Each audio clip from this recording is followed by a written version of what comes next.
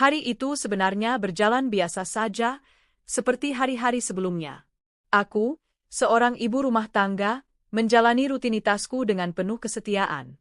Bangun pagi, menyiapkan sarapan untuk suamiku, menyiapkan bajunya, dan membereskan rumah. Hidupku memang sederhana, sebagian besar waktuku kuhabiskan di dalam rumah. Aku tidak pernah merasa keberatan, karena sejak awal aku memang ikhlas mendukung karir suamiku dari belakang. Sejak awal pernikahan kami, aku selalu menempatkan suamiku sebagai prioritas.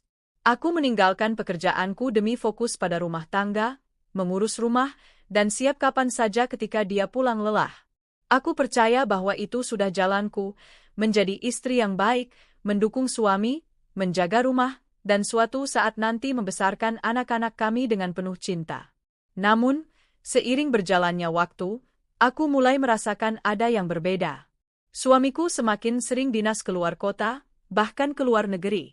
Kalau dulu dia selalu memberitahuku dengan rinci, sekarang jawabannya sering singkat, bahkan terkadang ketus. Sayang, aku harus ke Surabaya 3 hari, ada urusan proyek. Besok aku berangkat ke Bali, ada rapat dengan klien. Kayaknya minggu depan aku harus ke Jakarta lagi, urgent. Aku berusaha percaya. Aku mencoba menyingkirkan semua prasangka buruk. Bagaimanapun, dia adalah suamiku, orang yang paling kupercaya. Tapi, jauh di dalam hatiku, ada suara kecil yang mulai berbisik, menuntut penjelasan lebih dari sekadar, ada urusan pekerjaan. Hari itu aku diundang oleh temanku, Rani, untuk sekadar kumpul-kumpul kecil di kafe baru. Rani adalah salah satu sahabat terdekatku sejak kuliah. Dia wanita karir yang sukses, bekerja di perusahaan besar, bergaya elegan, dan selalu tampak percaya diri. Aku menyayanginya sebagai teman, meski diam-diam kadang aku merasa rendah diri bila berdiri di sebelahnya.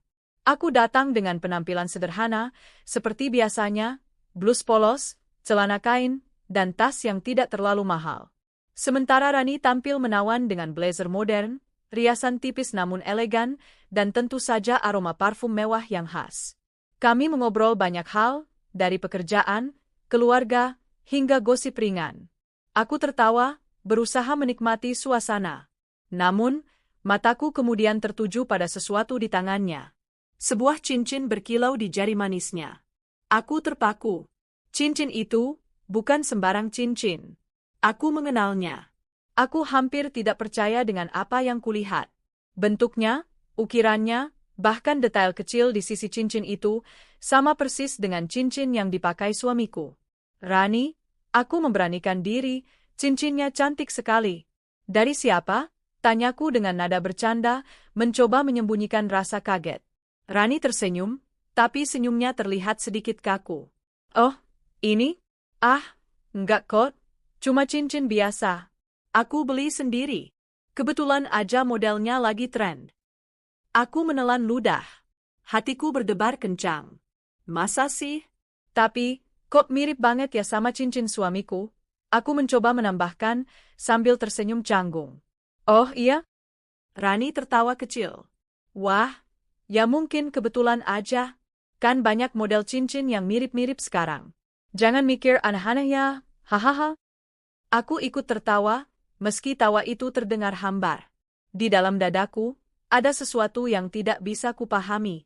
Rasanya perutku mual, kepalaku pening. Aku ingin percaya bahwa ini hanya kebetulan. Tapi, cincin itu sama persis. Tidak mungkin hanya kebetulan. Sepulang dari pertemuan itu, aku tidak bisa tenang. Mataku terus terbayang cincin itu. Aku menatap jari manis suamiku ketika malam harinya dia pulang. Benar, itu cincin yang sama. Bukan hanya mirip, tapi persis. Aku mencoba mencari alasan logis. Mungkin benar kebetulan, mungkin suamiku dan Rani memang membeli di toko yang sama tanpa sengaja. Tapi hatiku tidak bisa berhenti gelisah. Sayang, kok kamu kelihatan murung? Tanya suamiku saat kami sedang duduk di ruang keluarga. Ah, enggak, cuma capek aja, jawabku singkat, berusaha menyembunyikan gejolak di dalam dada. Aku tahu, aku tidak boleh gegabah. Aku tidak punya bukti. Kalau aku salah tuduh, aku hanya akan mempermalukan diriku sendiri. Tapi sejak malam itu, Aku mulai memperhatikan gerak-gerik suamiku lebih teliti. Bagaimana dia sering sibuk dengan ponselnya, bagaimana dia sering senyum-senyum sendiri saat membaca pesan, bagaimana dia tiba-tiba sering pulang lebih larut dengan alasan lembur. Semua itu, pelan tapi pasti, membuatku yakin ada sesuatu yang dia sembunyikan dariku. Hari ulang tahunku datang. Aku menunggu sesuatu dari suamiku, sekadar ucapan manis, pelukan hangat, atau makan malam sederhana bersama. Namun, yang kuterima hanyalah pesan singkat di pagi hari. Selamat ulang tahun, ya. Maaf aku lagi sibuk. Nanti kita rayain kalau aku sempat pulang. Hatiku hancur. Bagaimana mungkin suamiku bisa lupa? Dulu dia selalu merencanakan kejutan untukku. Kini, hanya pesan singkat, bahkan tanpa emotikon. Aku berusaha menghibur diri. Mungkin dia benar-benar sibuk. Mungkin memang pekerjaannya sedang menumpuk. Aku mencoba menenangkan hati. Namun, malam itu aku sendirian di rumah. Suamiku bilang dia sedang ada perjalanan dinas keluar kota, ada rapat penting dengan klien. Aku menatap lilin kecil di atas kue yang kubeli sendiri, air mata jatuh tanpa bisa kutahan. Aku tidak tahu bahwa pada saat yang sama, di sebuah restoran mewah di Bali, suamiku sedang duduk bersama seseorang yang sangat kukenal, Rani, sahabatku sendiri. Sejak malam ulang tahunku itu, aku semakin merasa ada yang tidak beres. Hatiku menolak untuk percaya pada kebetulan. Apalagi setiap kali aku bertemu dengan Rani, dia terlihat semakin bersinar, seolah sedang jatuh cinta. Aku mengenalnya terlalu baik, sorot matanya tidak bisa berbohong. Dan cincin itu, aku tidak bisa berhenti memikirkan cincin itu. Setiap kali aku melihat jari manis suamiku, bayangan cincin di jari Rani kembali terlintas. Sama persis. Tidak mungkin hanya kebetulan. Tapi aku masih diam. Aku tidak berani bertanya lebih jauh. Aku takut mendengar jawaban yang sebenarnya. Aku takut kecurigaanku terbukti benar. Namun, di dalam hatiku, aku tahu, ada badai besar yang sebentar lagi akan menghancurkan hidupku. Beberapa hari setelah ulang tahunku yang menyedihkan itu, aku mulai memperhatikan hal-hal kecil yang sebelumnya kuanggap sepele. Ponsel suamiku, misalnya. Ia selalu membawanya kemanapun, bahkan ke kamar mandi. Kalau dulu dia sering meninggalkan ponsel begitu saja di meja atau kasur, kini ia menjaganya seolah benda paling berharga di dunia.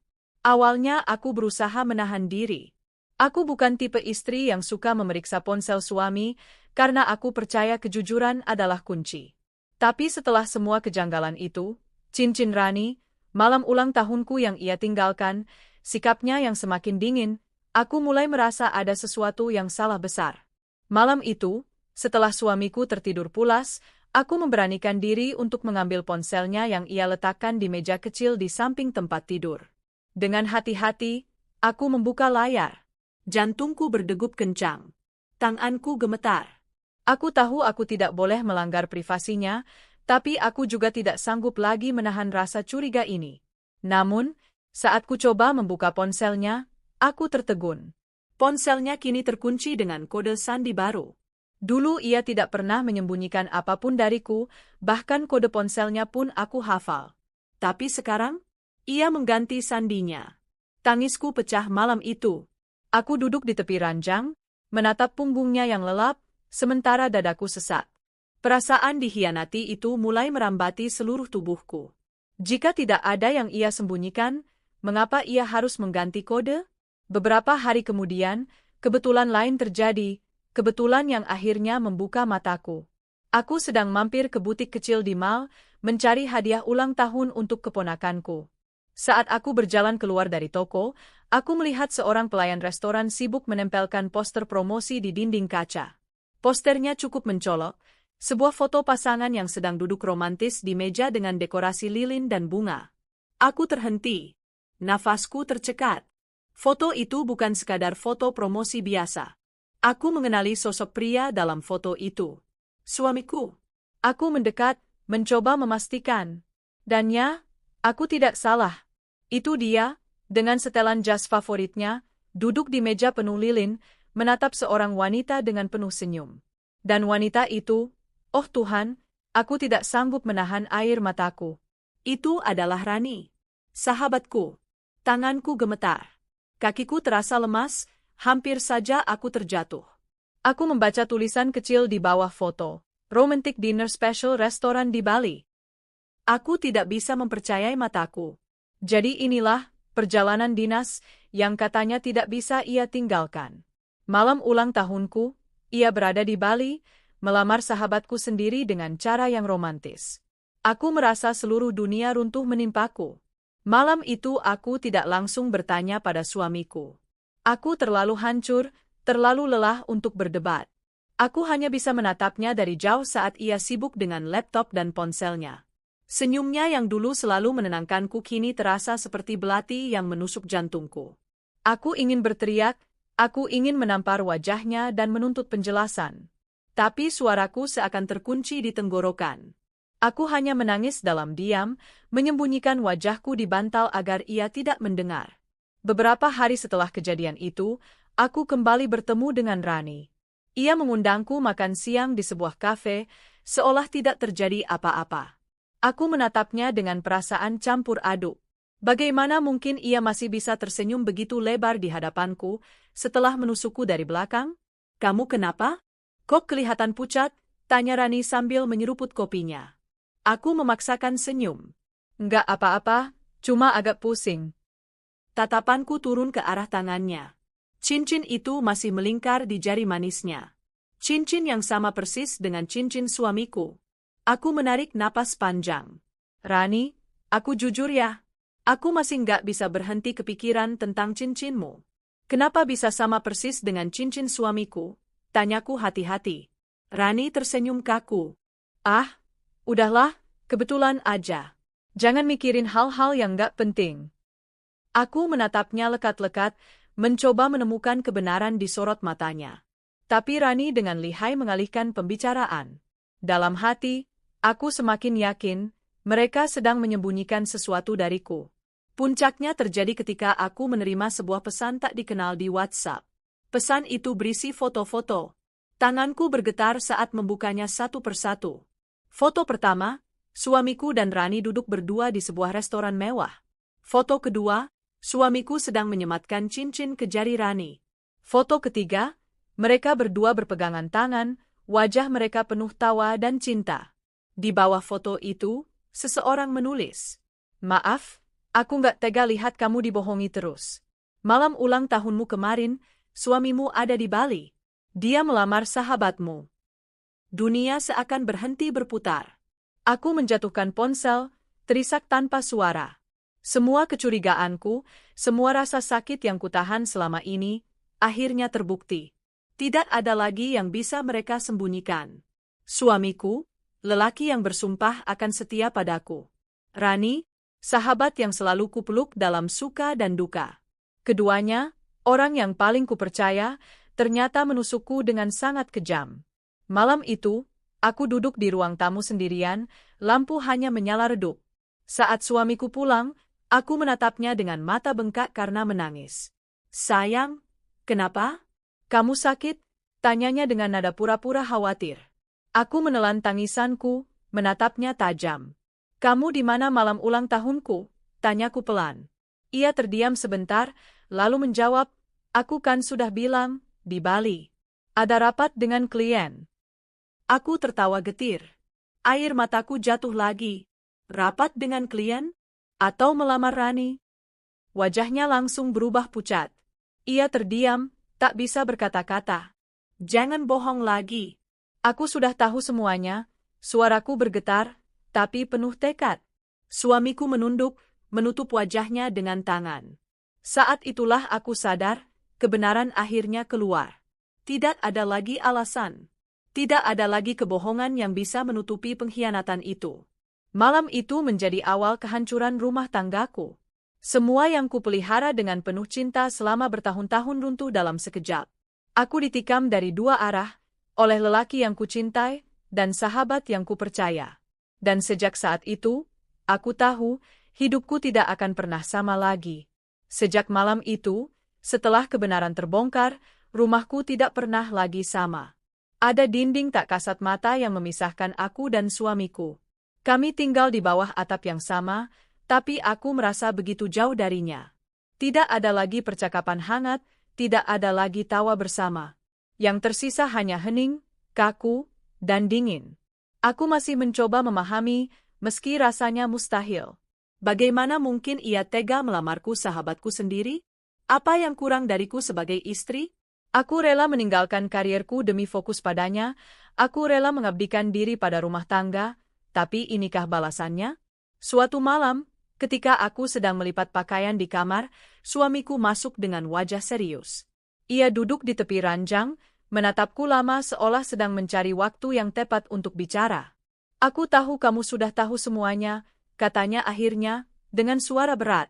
Aku menghentikan lipatanku, menatapnya dengan mata berkaca-kaca. Ya, aku tahu. Aku tahu kamu melamar Rani. Aku tahu semua kebohonganmu. Dia menghela napas panjang.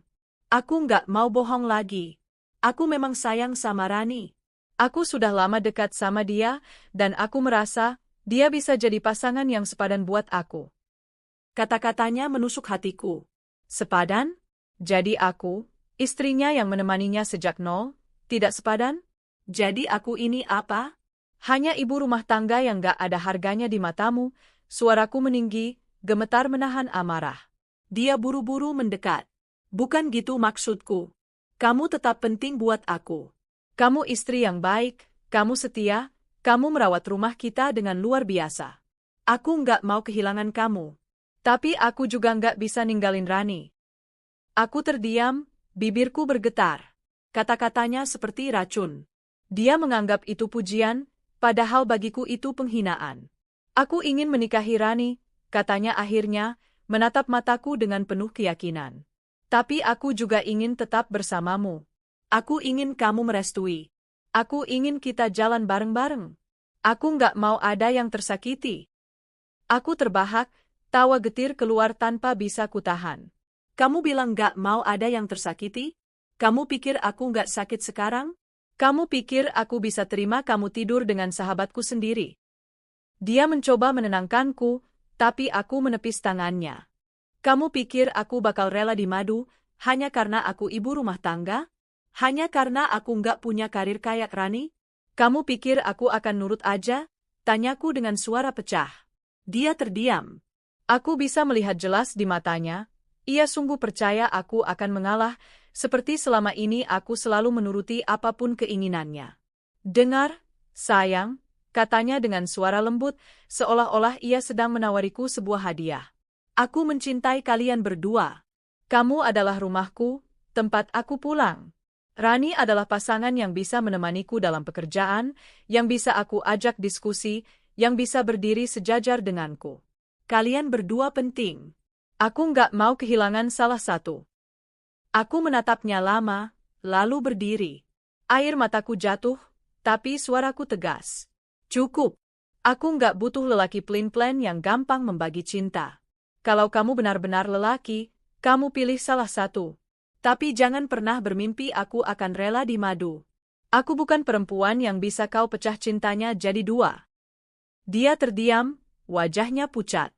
Aku tahu kata-kataku menusuknya, tapi aku tidak peduli. Kalau kamu lebih memilih Rani, silakan. Tapi jangan pernah harap aku akan bertahan di sini. Aku lebih baik hidup sendiri daripada hidup dengan laki-laki yang tidak bisa jadi pemimpin keluarga. Suamiku mencoba membantah, tapi aku tidak ingin mendengar lagi. Malam itu aku tidur dengan bantal basah oleh air mata, sementara di sampingku ia hanya bisa diam, tak tahu harus berbuat apa. Hari-hari berikutnya menjadi neraka. Kami hampir tidak berbicara. Kalaupun bicara, hanya sebatas basa-basi tentang hal-hal praktis. Aku melihatnya semakin sering pergi bersama Rani. Aku tahu, karena beberapa kali aku sengaja mengecek media sosial dan menemukan bayangan mereka, meski samar. Ada foto-foto yang sengaja di-crop, ada tanda-tanda yang jelas hanya bisa dibaca olehku. Setiap kali aku melihatnya, hatiku kembali hancur. Tapi aku sudah membuat keputusan. Aku tidak akan pernah rela dipoligami. Yang paling menyakitkan bukan hanya pengkhianatan suamiku, tapi juga Rani. Ia tahu betul bagaimana aku mencintai suamiku. Ia tahu aku mempercayainya sepenuh hati sebagai sahabat. Tapi ia tetap menerima lamaran itu. Ia tetap mengiyakan cintanya. Suatu kali, aku bertemu dengannya di sebuah acara arisan. Semua orang tertawa, bercengkerama, sementara aku hanya menatapnya dari jauh. Rani tersenyum padaku, seolah tidak ada apa-apa. Tapi aku bisa melihat cincin itu masih melingkar di jarinya. Rasanya aku ingin menampar wajahnya saat itu juga. Tapi aku menahan diri. Aku tidak ingin menjatuhkan diriku di depan banyak orang. Suamiku terus mencoba membujukku. Setiap malam, ia mengulang-ulang alasan yang sama. Aku butuh kamu tetap di sisiku. Kamu rumahku. Jangan tinggalkan aku. Aku janji akan tetap adil, aku janji akan tetap mencintaimu. Aku hanya butuh kamu mengerti. Tapi bagiku, itu semua omong kosong. Tidak ada yang namanya adil dalam membagi cinta. Tidak ada yang namanya mencintai dua orang dengan tulus. Yang ada hanyalah pengkhianatan yang dibungkus manis. Aku mulai menyadari, aku tidak bisa terus tinggal dalam rumah ini. Setiap sudut rumah mengingatkanku pada pengkhianatan mereka.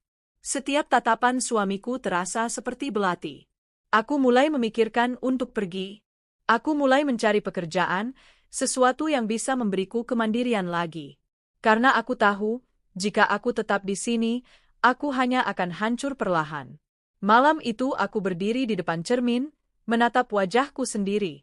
Mata sembab, wajah lelah, tapi di balik itu ada api yang menyala. Aku bukan perempuan lemah, bisikku pada diriku sendiri. Aku tidak akan jadi korban selamanya. Jika mereka pikir aku akan rela, mereka salah besar. Dan sejak malam itu, tekadku bulat. Aku akan meninggalkan rumah ini. Aku akan meninggalkan lelaki pelin-pelan itu. Aku akan mencari jalanku sendiri. Hari-hari setelah suamiku meminta restu poligami terasa seperti hidup dalam penjara tanpa dinding. Aku masih bernapas, tapi jiwa ini seakan mati perlahan. Rumah yang dulu penuh tawa kini hanya menyimpan keheningan yang menakutkan. Suamiku masih menjalankan perannya, pulang, makan, lalu tidur, tapi bukan lagi dengan hati yang sama.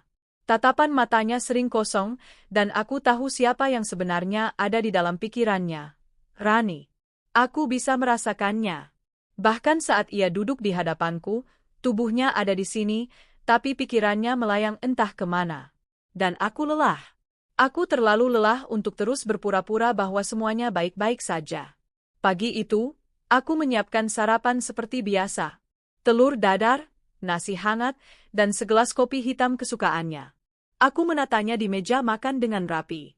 Namun, saat ia duduk, ia hanya menyendot sedikit lalu bangkit. Aku buru-buru, ada meeting pagi ini, katanya singkat. Aku menatap piring yang masih penuh, lalu menatap punggungnya yang menjauh. Dulu, ia selalu memuji masakanku, bahkan memakannya dengan lahap.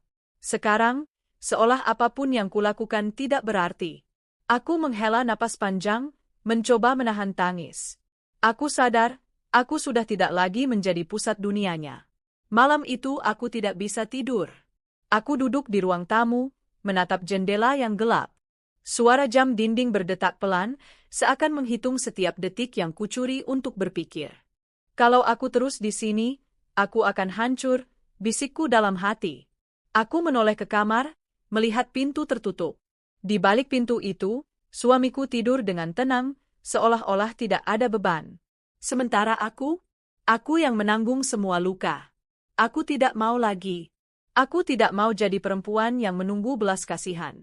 Aku ingin pergi. Beberapa hari berikutnya, aku mulai menyiapkan langkahku diam-diam. Aku mengambil beberapa pakaian penting, menaruhnya di koper kecil. Dokumen penting, KTP, buku tabungan, ijazah lama, kusimpan dalam tas terpisah. Setiap kali aku melihat koper itu, hatiku berdegup. Aku tahu ini bukan langkah mudah. Tapi aku juga tahu, jika aku bertahan, aku hanya akan jadi bayangan. Aku juga mulai melamar pekerjaan. Aku tidak bisa berharap pada siapapun selain diriku sendiri. Dengan latar belakang pendidikanku, aku yakin masih ada peluang. Dan benar, setelah beberapa wawancara, sebuah perusahaan akhirnya menerima aku sebagai staf administrasi. Gajinya tidak besar, tapi cukup untuk memulai hidup baru. Saat aku menerima kabar itu, aku menangis. Bukan karena sedih, tapi karena lega. Aku masih punya harga diri. Aku masih bisa berdiri di atas kakiku sendiri. Hari itu akhirnya tiba. Pagi yang tenang, udara cerah, tapi hatiku gemetar. Aku menatap koper kecil di sampingku, lalu menatap sekali lagi seluruh rumah. Setiap sudut menyimpan kenangan, tawa pertama kami, malam-malam penuh cinta, janji setia yang kini hanya tinggal kata-kata kosong. Aku menulis secarik surat. Aku pergi bukan karena aku kalah, tapi karena aku tidak mau lagi dipermainkan. Aku tidak bisa hidup dengan lelaki yang membagi cintanya. Jangan mencariku. Anggap saja aku sudah mati untukmu. Aku meninggalkan surat itu di meja ruang tamu.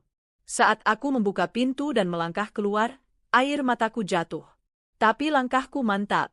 Aku tidak menoleh ke belakang lagi. Hari itu aku menonaktifkan ponselku sementara, aku tidak ingin dihubungi. Aku hanya ingin menata ulang hidupku. Namun, beberapa hari kemudian, aku menyalakan ponsel dan mendapati puluhan panggilan tak terjawab dari suamiku. Ada juga beberapa pesan singkat. Sayang, kamu di mana? Kamu marah, ya? Pulanglah, kita bisa bicarakan baik-baik. Kamu jangan ngambek terus. Aku butuh kamu di rumah. Aku membaca pesan-pesan itu dengan mata panas. Ia masih menganggap kepergianku hanya sebatas ngambek. Ia pikir aku akan kembali seperti biasanya setelah hati ini reda. Padahal ia tidak tahu, aku sudah bertekad. Aku tidak akan pernah kembali. Hari-hari pertama di perusahaan baruku terasa berat tapi juga menantang. Aku harus beradaptasi lagi dengan dunia kerja yang sudah lama kutinggalkan. Tapi anehnya, aku justru merasa hidup kembali. Setiap pagi aku bangun bukan untuk melayani seorang suami yang tidak menghargai, tapi untuk diriku sendiri. Setiap pulang kerja, meski lelah, aku merasa puas karena tahu aku bisa berdiri sendiri. Teman-teman baruku di kantor ramah dan mendukung. Mereka tidak tahu cerita lengkapku, tapi cukup membuatku merasa tidak sendirian. Untuk pertama kalinya setelah sekian lama, aku bisa tertawa tulus. Beberapa bulan setelah aku pergi, aku mendengar kabar yang membuat hatiku semakin sakit sekaligus lega. Suamiku menikahi Rani. Aku mengetahuinya bukan dari dia, melainkan dari gosip yang beredar di lingkaran teman-temanku. Foto-foto pernikahan mereka tersebar, Rani dengan gaun putih mewah, suamiku dengan jas rapi, tersenyum lebar di sampingnya. Saat aku melihat foto itu, air mataku kembali jatuh. Bukan karena aku ingin kembali, tapi karena rasa sakit dikhianati itu terasa begitu nyata.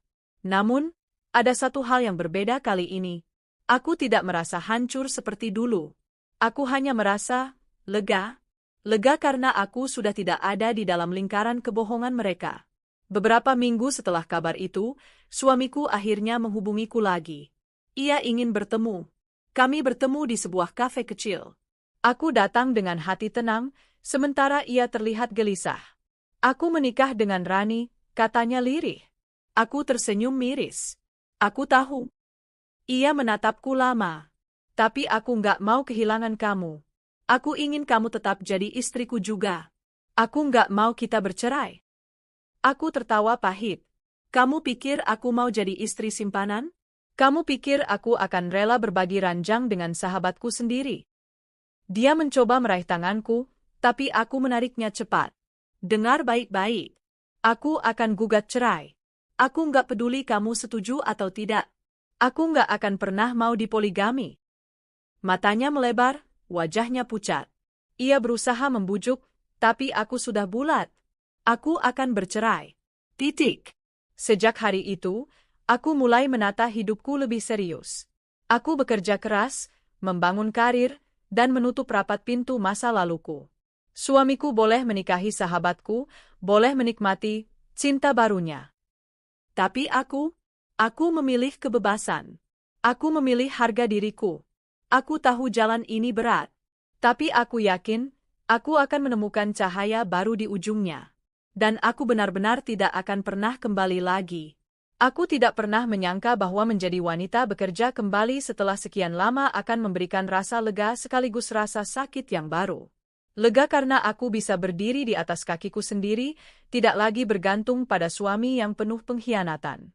Sakit karena setiap kali aku pulang ke kos kecil yang kusewa, aku selalu merasa sepi.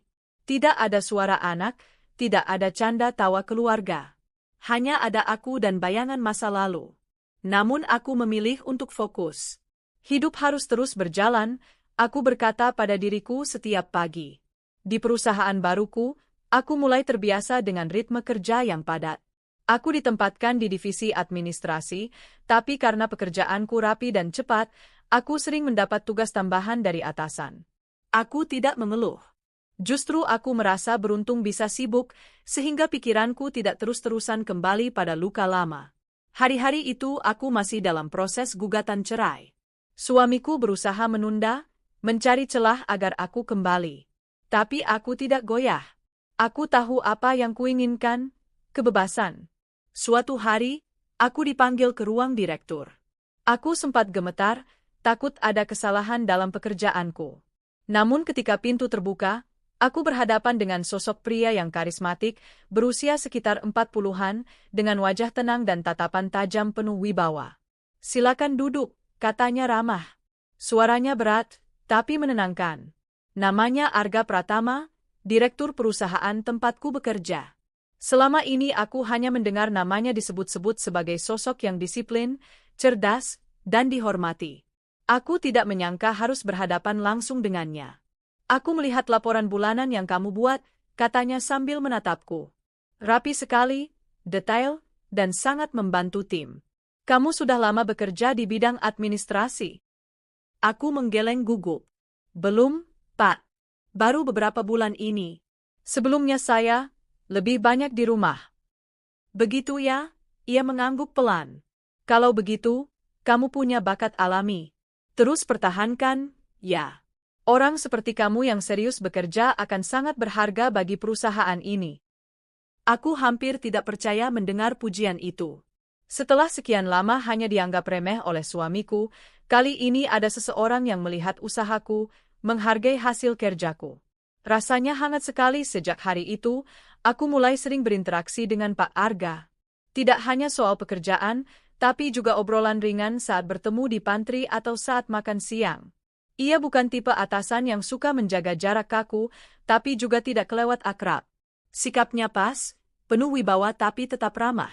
Suatu siang, saat aku sibuk mengetik, ia mendekat ke mejaku. "Kamu sudah makan siang?" tanyanya. Aku kaget. "Belum, Pak. Saya masih menyelesaikan laporan ini." "Jangan dipaksa. Kesehatan lebih penting." "Yuk, makan bareng," katanya santai. Aku bingung harus menjawab apa. Tapi akhirnya aku ikut bersamanya ke kantin. Sambil makan, kami berbincang ringan. Ia bercerita tentang hobinya membaca buku sejarah dan traveling ke berbagai negara. Aku mendengarkan dengan kagum. Lalu ia balik bertanya, "Kalau kamu, suka apa?" Aku terdiam sebentar. Sudah lama aku tidak memikirkan kesukaanku sendiri. Hidupku dulu selalu tentang suami. "Aku suka menulis," jawabku pelan. "Dulu sering menulis diari, cerpen, tapi sudah lama berhenti." "Kenapa berhenti?" tanyanya. Aku menunduk. "Mungkin karena terlalu sibuk jadi istri." Ia menatapku dalam-dalam, lalu berkata pelan, "Kalau begitu, mulai lagi. Jangan biarkan siapapun memadamkan hal-hal yang kamu cintai." Ucapannya menusuk hatiku. Aku menahan air mata, karena rasanya ada yang tersentuh di dalam diriku. Hari demi hari, aku semakin nyaman berada di dekat Pak Arga. Ia tidak pernah sekalipun meremehkanku. Ia tahu bagaimana caranya menghargai orang lain, sekecil apapun peran mereka. Aku mulai menulis lagi di malam hari, seperti yang ia sarankan. Menulis tentang rasa sakit, tentang luka, tentang perjuangan. Anehnya, semakin sering aku menulis, semakin ringan bebanku. Kadang aku bertanya dalam hati, apakah ini yang disebut proses penyembuhan? Bukan karena waktu semata, tapi karena ada orang yang datang, memberi cahaya baru. Suatu sore, aku lembur hingga larut malam. Kantor hampir sepi, hanya beberapa orang yang tersisa. Aku merasa pusing karena belum makan. Saat hendak turun ke lobi, tiba-tiba pandanganku berkunang dan tubuhku goyah. Aku hampir jatuh kalau saja tidak ada yang sigap menangkapku. "Hei, kamu nggak apa-apa?" Suara itu jelas milik Pak Arga. Aku terkejut. Ia menopang tubuhku dengan cemas. Kamu pucat sekali. Aku, cuma pusing sedikit, jawabku lirih. Tanpa banyak bicara, ia membawaku ke ruangannya. Ia menyuruhku duduk, lalu mengambilkan segelas air dan roti. Makan dulu. Jangan paksa tubuhmu. Kalau sakit, kamu yang rugi, katanya tegas. Aku memakan roti itu sambil menahan air mata. Rasanya aneh, ada yang begitu memperhatikan kesehatanku, sesuatu yang bahkan tidak pernah kudapatkan dari suamiku dulu. Aku menatapnya lama, lalu tanpa sadar berbisik, "Kenapa Bapak begitu perhatian sama saya?" Ia tersenyum samar. "Karena aku menghargai orang yang tahu cara berjuang. Dan aku bisa lihat kamu salah satunya." Detik itu, hatiku berdetak lebih cepat. Ada sesuatu yang tidak bisa kujelaskan, tapi aku tahu, aku mulai jatuh. Hari-hari berikutnya, kedekatan kami semakin nyata. Aku tahu gosip mulai beredar di kantor, tapi aku tidak peduli. Aku tahu batasanku, dan Pak Arga juga tidak pernah melewatinya. Namun, suatu malam setelah acara perusahaan, ia memberanikan diri bicara. "Aku tahu mungkin waktunya tidak tepat, dan aku tidak mau memaksamu. Tapi aku ingin jujur," katanya dengan nada serius. Aku menatapnya, jantungku berdegup. "Aku mengagumimu. Bukan hanya karena pekerjaanmu, tapi karena siapa dirimu. Kamu kuat, kamu tulus, dan kamu punya hati yang indah. Aku ingin, kalau kamu mengizinkan, aku ingin ada di sisimu." Aku terdiam. Bagian dari diriku masih trauma dengan pengkhianatan masa lalu. Bagian lain merasa takut membuka hati lagi. Aku baru saja melewati luka yang besar. Aku takut jatuh ke jurang yang sama, jawabku pelan. Ia mengangguk. "Aku mengerti. Aku tidak akan memaksa. Aku hanya ingin kamu tahu, kamu pantas dicintai dengan cara yang benar. Dan aku siap menunggu." Aku tidak bisa menahan air mata. Selama ini, aku hanya tahu cinta yang menyakitkan. Baru kali ini aku merasa cinta bisa datang dengan tenang, penuh penghargaan. Beberapa bulan setelah itu, aku resmi bercerai dari suamiku. Putusan pengadilan membebaskanku. Aku tidak lagi terikat dengan pria yang mengkhianati janji suci kami. Dan di sisi lain, hubunganku dengan Pak Arga semakin kuat. Ia selalu menepati kata-katanya, tidak terburu-buru, tidak menekan. Ia hanya ada di sisiku, menemaniku menata hidup baru. Sampai akhirnya, ia melamarku. Tidak di restoran mewah, tidak dengan pesta besar, tapi dengan cara sederhana, di taman kantor saat sore hari, hanya kami berdua. "Aku tidak butuh cincin mahal atau pesta megah," katanya sambil menatapku lembut. "Aku hanya butuh kamu, dan janji bahwa kita akan saling menghargai." Aku menangis bahagia. Untuk pertama kalinya, aku merasa benar-benar dicintai. Aku menerima lamarannya. Dan aku tahu, aku akhirnya menemukan rumah baru. Aku tidak pernah menyangka, dari luka yang begitu dalam, aku bisa menemukan cinta lagi. Tapi bukan sembarang cinta, cinta yang membuatku dihargai, ditinggikan, dan diberi tempat yang layak. Pak Arga bukan hanya suamiku kelak, tapi juga penyembuh lukaku. Ia menunjukkan padaku bahwa perempuan tidak seharusnya menerima cinta yang setengah-setengah. Aku bersyukur, aku memilih pergi. Karena kalau tidak, aku tidak akan pernah sampai di titik ini. Sudah hampir setahun sejak aku resmi bercerai dari suamiku. Rasanya seperti mimpi. Dulu aku pikir hidupku akan berakhir setelah perceraian itu, bahwa aku akan selamanya jadi perempuan yang patah dan hancur. Namun kenyataannya, aku justru merasa hidupku baru saja dimulai. Pekerjaanku di perusahaan berjalan lancar. Aku dipercaya menangani lebih banyak tanggung jawab, bahkan kadang ikut mendampingi Pak Arga dalam rapat besar. Hubunganku dengan dia pun semakin kuat. Ia tidak hanya sekadar kekasih atau calon suami, tapi juga sahabat, tempatku bersandar, dan mentor yang membuatku tumbuh. Hari-hari itu penuh kesibukan yang manis. Aku menulis lagi, bahkan beberapa tulisanku sempat dimuat di media daring. Aku merasa kembali menemukan diriku yang dulu hilang. Namun, takdir memang sering kali menguji. Saat aku merasa hidupku tenang, semesta mempertemukanku lagi dengan masa lalu. Semuanya bermula ketika aku mendapat undangan reuni dari kampus lamaku. Aku sempat ragu untuk datang. Aku takut menghadapi tatapan orang, apalagi gosip. Aku sadar perceraian bukanlah hal yang bisa sembunyi. Namun Pak Arga mendorongku. Kamu harus datang. Itu bagian dari hidupmu. Dan kamu tidak perlu takut karena kamu sudah berdiri tegak sekarang, katanya. Akhirnya aku memutuskan hadir. Dengan gaun sederhana berwarna biru muda, aku melangkah masuk ke hotel tempat reuni itu digelar. Aku tidak sendiri. Pak Arga menemaniku, mengenakan setelan jas yang membuatnya tampak semakin berwibawa. Saat kami masuk, banyak kepala menoleh. Aku bisa merasakan tatapan mereka, ada yang kagum, ada yang penuh tanya. Aku menegakkan kepala, mencoba tenang, aku sedang bercakap dengan beberapa teman lama ketika aku mendengar suara yang begitu familiar. Suara yang dulu membuatku luluh, tapi kini hanya membuatku teringat luka. Aku nggak salah lihat kan? Itu kamu. Aku menoleh. Di sana berdiri mantan suamiku.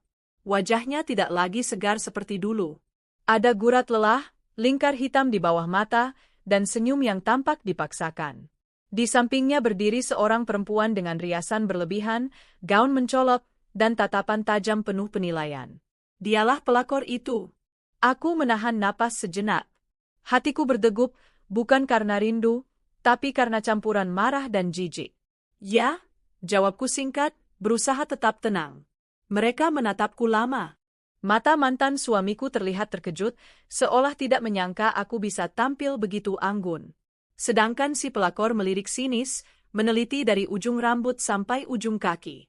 Lama nggak ketemu ya, kata mantan suamiku canggung. Aku hanya mengangguk. Pak Arga, yang sejak tadi berdiri di sisiku, meraih tanganku dengan tenang. Perkenalkan, saya Arga. Pasangan hidupnya sekarang. Aku hampir terharu mendengarnya. Ia tidak ragu menyebutku begitu, di depan mereka. Mantan suamiku terlihat kaget. Si pelakor mendengus, cepat banget ya, baru cerai sudah dapat pengganti. Ternyata kamu memang begitu orangnya. Aku tersenyum tipis. Lebih baik cepat menemukan orang yang benar, daripada bertahan dengan yang salah.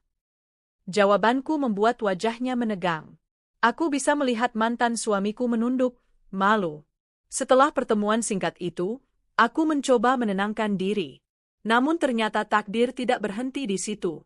Di acara makan malam reuni, aku tak sengaja duduk satu meja dengan beberapa teman yang juga mengajak mantan suamiku dan si pelakor. Awalnya aku berniat pindah, tapi Arga menahan tanganku di bawah meja. Tetaplah di sini. Jangan biarkan mereka membuatmu merasa kecil, bisiknya. Aku menarik napas panjang, mencoba bertahan. Obrolan pun berlangsung. Teman-teman lain saling bercanda, mengenang masa lalu. Namun, aku bisa merasakan pandangan si pelakor yang terus mengawasiku, seperti ingin membuktikan sesuatu. Akhirnya, ia membuka suara. Jadi, sekarang kamu kerja di mana? Tanyanya dengan nada meremehkan. Saya di perusahaan Pak Arga. Kebetulan kami sering bekerja sama, jawabku tenang. Oh, jadi kamu karyawan bawahan, ya? Pantes aja. Katanya sinis, lalu terkekeh. Aku hendak menjawab, tapi Arga mendahului. Suaranya tenang, tapi penuh wibawa. Maaf, mungkin kamu salah paham. Dia bukan sekadar bawahan. Dia tangan kanan saya. Banyak hal yang saya percayakan padanya. Seketika meja itu hening. Aku bisa melihat wajah si pelakor berubah, kecut. Mantan suamiku menunduk semakin dalam, seolah malu. Di tengah suasana itu, seorang teman lama tiba-tiba nyeletuk. Aku dengar kamu sekarang gak kerja lagi ya? Pertanyaan itu ditujukan pada mantan suamiku. Aku menoleh spontan. Ia terdiam, lalu mencoba tersenyum hambar. Iya, perusahaan tempatku kerja dulu bangkrut. Sekarang lagi cari-cari kesempatan baru. Aku membeku. Ternyata, karma mulai bekerja. Mantan suamiku yang dulu begitu sombong dengan pekerjaannya, kini kehilangan segalanya. Teman lain menambahkan, aku juga dengar kabar, bisnis kamu sama istri barumu gak jalan ya. Aku bisa melihat wajah si pelakor memerah. Ia buru-buru menimpali, itu karena orang-orang gak bisa diajak kerja sama. Bukan salah kami. Aku hanya menatap tanpa berkata apa-apa. Dalam hati, aku merasa getir tapi juga lega. Hidup benar-benar berputar. Setelah acara selesai, Aku menuju lobi bersama Arga. Namun tiba-tiba mantan suamiku mengejarku. Tunggu, boleh aku bicara sebentar? Katanya. Aku ragu. Tapi Arga memberi isyarat bahwa ia ada di dekatku, siap melindungiku.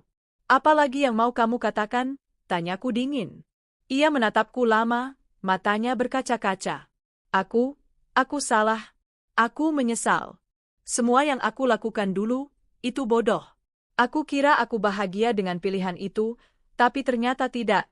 Aku kehilangan segalanya, terutama kamu. Aku tercekat. Dulu aku bermimpi mendengar penyesalan itu. Tapi kini, rasanya sudah terlambat. Kenapa baru bilang sekarang? Tanyaku pelan. Karena aku baru sadar, nggak ada yang sebaik kamu. Dia tidak seperti yang kubayangkan, katanya lirih, melirik ke arah si pelakor yang menunggu di kejauhan dengan wajah kesal. Aku menarik napas panjang. Kamu tahu?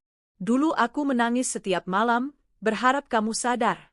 Tapi sekarang, aku tidak butuh lagi pengakuanmu. Aku sudah menemukan kebahagiaan tanpa kamu. Ia menunduk. Air matanya jatuh. Tapi aku tidak lagi tergerak. Arga meraih bahuku, menuntunku pergi. Sudah cukup. Kamu tidak perlu lagi menoleh ke belakang. Aku melangkah pergi dengan hati mantap. Untuk pertama kalinya, aku merasa benar-benar bebas. Di perjalanan pulang, aku menatap Arga. Terima kasih, sudah ada di sisiku. Ia tersenyum lembut. Aku janji, kamu tidak akan pernah merasa sendirian lagi. Aku menggenggam tangannya erat. Pertemuan dengan masa lalu memang menyakitkan, tapi justru membuatku semakin yakin dengan pilihanku sekarang.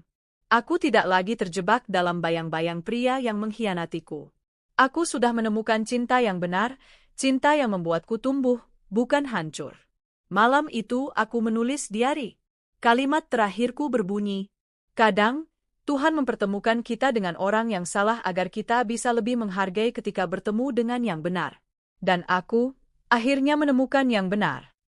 Pertemuan dengan mantan suami dan si pelakor bukan hanya membuka luka lama, tapi juga meneguhkan hatiku. Aku melihat dengan mata kepalaku sendiri bagaimana mereka menuai akibat dari perbuatannya. Dan aku, yang dulu mereka remehkan, kini berdiri tegak bersama orang yang benar-benar menghargai. Aku tidak lagi marah, tidak lagi dendam. Hanya ada rasa lega. Karena aku akhirnya menang, bukan dengan membalas, tapi dengan hidup bahagia. Hidupku benar-benar berubah sejak hari itu. Pertemuan dengan mantan suamiku dan si pelakor menjadi titik balik yang meneguhkan hatiku. Aku tidak lagi menyisakan ruang untuk penyesalan. Semua rasa sakit yang dulu menjerat, kini tinggal kenangan yang menguatkanku. Pak Arga, lelaki yang kini selalu kusebut dengan penuh cinta, Argaku, mengajakku melangkah ke babak baru. Ia melamarku dengan cara sederhana tapi begitu tulus. Hanya di taman kecil dekat rumahku, di bawah langit senja yang berwarna jingga, ia berlutut dengan cincin di tangannya. Tidak perlu pesta besar atau kemewahan, katanya, yang penting kamu mau menemani sisa hidupku. Air mataku jatuh, bukan karena sedih, melainkan bahagia yang tak tertahan. Aku mengangguk sambil tersenyum. Ya, aku mau. Dan sejak itu, hidupku berubah menjadi rangkaian hari penuh persiapan pernikahan. Kami memilih untuk menggelar pernikahan yang sederhana, hanya mengundang keluarga, sahabat, dan rekan dekat. Bukan karena tidak mampu, tapi karena kami ingin kebahagiaan ini terasa hangat, bukan sekadar pesta meriah. Aku ingat saat pertama kali mencoba gaun pengantin. Di depan cermin, aku hampir tak percaya melihat diriku sendiri. Gaun putih sederhana dengan potongan elegan itu membuatku tampak begitu berbeda. Aku seperti orang lain, kataku, menahan air mata. Arga, yang menemaniku, tersenyum lembut. Tidak, kamu tetap dirimu. Bedanya, sekarang kamu sedang menunjukkan siapa kamu yang sebenarnya, perempuan yang cantik, kuat, dan layak dicintai. Aku tertawa kecil, sambil menyeka mataku. Jangan bikin aku nangis dulu, nanti maskara luntur. Hari-hari itu penuh dengan momen kecil yang indah. Memilih undangan, mendiskusikan menu makanan, menyiapkan dekorasi. Bahkan hal sepele seperti memilih lagu untuk acara pun terasa istimewa. Setiap kali kami berselisih paham soal detail, Arga selalu berkata, "Yang penting bukan pestanya, tapi kita." Kalimat itu selalu berhasil menenangkanku. Namun, menjelang hari besar itu, aku sempat dihantui bayangan masa lalu. Aku takut pernikahan ini akan berakhir sama seperti yang sebelumnya. Suatu malam, aku bermimpi buruk. Aku melihat diriku berdiri di altar, tapi yang menungguku bukan Arga, melainkan mantan suamiku. Aku terbangun dengan keringat dingin. Arga yang tidur di sampingku langsung terjaga. "Kenapa, sayang?" tanyanya. Aku menunduk, terisak. Aku takut sejarah terulang. Aku takut aku salah lagi." Ia meraih tanganku, menggenggam erat. "Dengar, aku bukan dia. Aku tidak akan pernah memperlakukanmu seperti dia memperlakukanmu. Aku tahu, luka itu tidak bisa hilang begitu saja, tapi biarkan aku jadi orang yang merawat lukamu sampai sembuh." Air mataku jatuh lagi, kali ini bukan karena takut, tapi karena tersentuh. Malam itu, aku tertidur kembali di pelukannya, dengan hati yang lebih tenang. Akhirnya, hari yang kutunggu tiba. Pagi itu, matahari bersinar lembut. Udara sejuk, langit biru tanpa mendung. Aku merasa seolah semesta ikut merestui. Di ruang rias, aku duduk diam sementara para penata rias menyiapkan wajahku. Jantungku berdegup kencang. Setiap detik terasa begitu panjang. Ketika akhirnya aku berdiri dengan gaun putih itu, aku menatap cermin dan tersenyum. Inilah aku sekarang. Bukan lagi perempuan yang ditinggalkan, tapi perempuan yang memilih dan dipilih dengan tulus. Aku berjalan menuju altar. Suara musik lembut mengiringi langkahku. Semua mata tertuju padaku, tapi hanya satu pasang mata yang kuperhatikan, mata Arga. Ia berdiri di sana, tampak gagah dengan setelan jas abu-abu gelap. Senyumannya hangat, tatapannya penuh cinta. Saat mataku bertemu dengan matanya, semua rasa takut lenyap. Ketika ayahku menyerahkan tanganku kepadanya, aku hampir menangis. Arga menggenggam tanganku seolah berjanji tidak akan pernah melepaskannya. Upacara itu berlangsung khidmat. Saat tiba giliran mengucapkan janji, aku menatap matanya dan berkata dengan suara bergetar, "Arga, aku datang padamu dengan hati yang pernah terluka. Tapi kamu membuatku percaya lagi pada cinta. Aku berjanji akan mencintaimu dengan segenap hatiku, bukan karena aku butuh seseorang untuk melindungi, tapi karena aku memilihmu, hari ini dan selamanya." Air mata Arga jatuh. Ia menggenggam tanganku lebih erat, lalu membalas, "Dulu aku mencari pasangan yang sempurna. Tapi setelah bertemu kamu, aku sadar yang aku butuhkan adalah seseorang yang tulus, yang mau berjalan bersama dalam susah dan senang. Aku berjanji, aku akan selalu ada untukmu, bukan hanya di saat bahagia, tapi juga di saat terburukmu." Semua tamu terharu. Beberapa terlihat menyeka mata. Dan ketika kami akhirnya dinyatakan sah sebagai suami istri, tepuk tangan menggema. Aku menatap Arga, lalu kami berciuman di bawah sorak-sorai bahagia. Hatiku penuh rasa syukur. Aku benar-benar merasa lahir kembali. Namun, kebahagiaan itu sempat sedikit terusik. Di antara kerumunan tamu, aku melihat wajah yang sangat kukenal, mantan suamiku. Ia berdiri di belakang, tidak bersama si pelakor, hanya sendirian dengan wajah sendu. Sejenak hatiku tercekat. Aku tidak mengundangnya, tentu saja. Tapi entah bagaimana ia tahu dan datang. Arga menyadari tatapanku. Ia menoleh sekilas, lalu kembali fokus padaku. Ia berbisik, "Biarkan dia melihat. Itu bukan masalah. Ini hari kita, bukan hari dia." Aku mengangguk pelan. Saat resepsi selesai, aku sempat melihat mantan suamiku pergi dengan langkah gontai. Tidak ada kata-kata, tidak ada drama. Hanya sebuah tatapan terakhir, seolah mengakui kekalahannya. Dan aku tidak merasa marah. Tidak juga merasa kasihan. Aku hanya merasa lega. Beberapa hari setelahnya, aku dan Arga berangkat ke Bali untuk bulan madu. Pantai, matahari terbenam, suara debur ombak, semuanya terasa seperti hadiah. Kami menginap di sebuah villa kecil yang menghadap laut. Malam-malam kami habiskan dengan berbicara panjang, tertawa, bahkan kadang hanya berdiam sambil menatap bintang. Rasanya aku masih bermimpi, kataku suatu malam. Arga meraih tanganku. Kalau ini mimpi, aku harap kita tidak pernah bangun. Aku tersenyum, menyandarkan kepala di bahunya. Untuk pertama kalinya dalam hidupku, aku merasa benar-benar bebas. Tidak ada bayangan masa lalu, tidak ada rasa takut. Hanya ada aku, dia, dan masa depan yang siap kami jalani bersama. Pernikahan ini bukan sekadar pesta atau tanda status baru.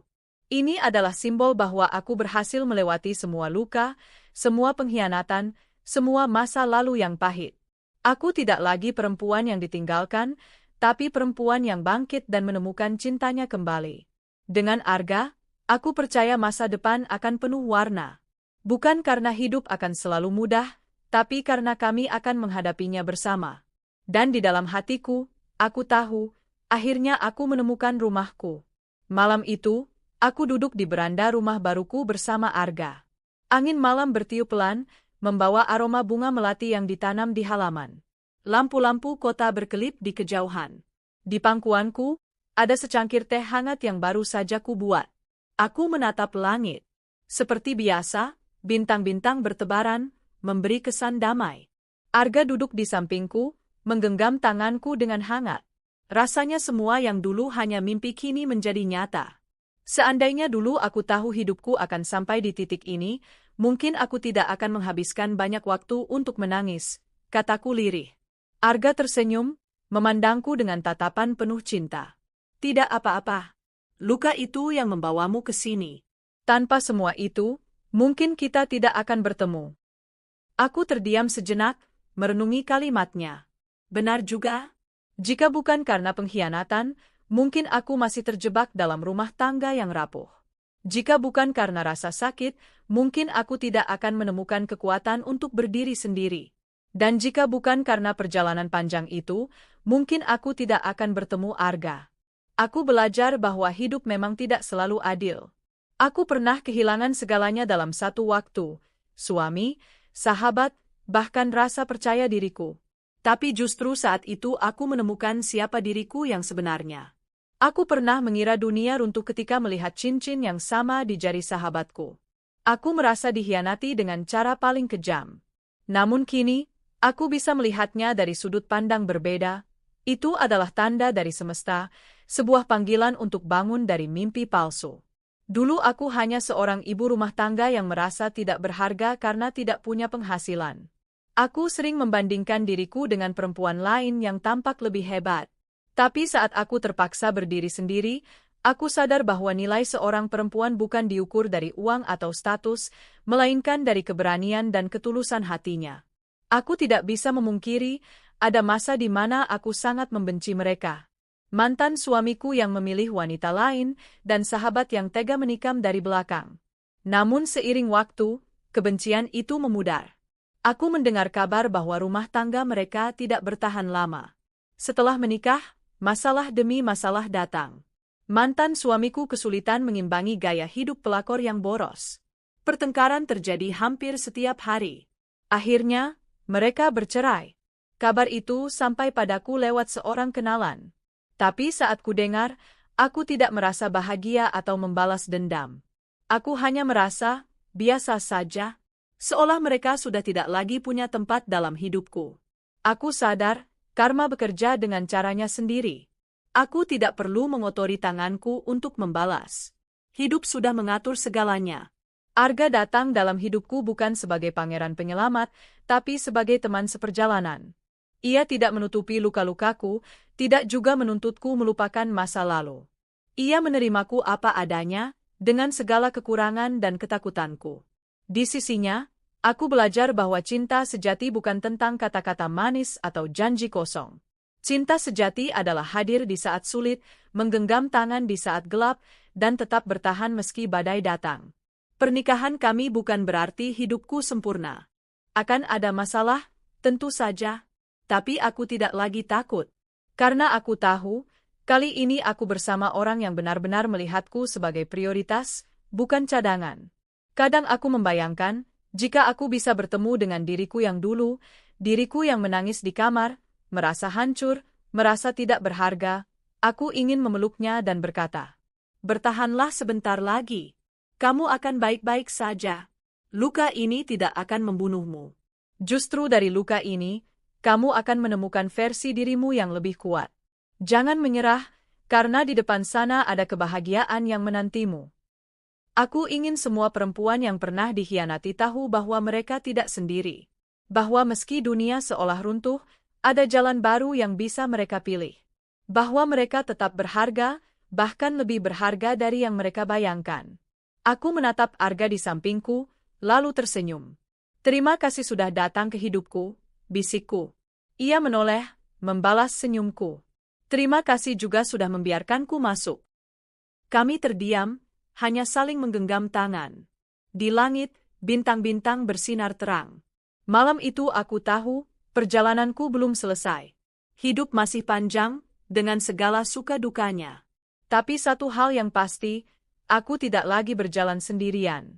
Aku punya Arga, dan aku punya diriku sendiri yang jauh lebih kuat dari sebelumnya. Dari luka, aku menemukan cahaya. Dari pengkhianatan, aku menemukan cinta sejati. Dan dari kehilangan, aku akhirnya menemukan diriku yang sebenarnya.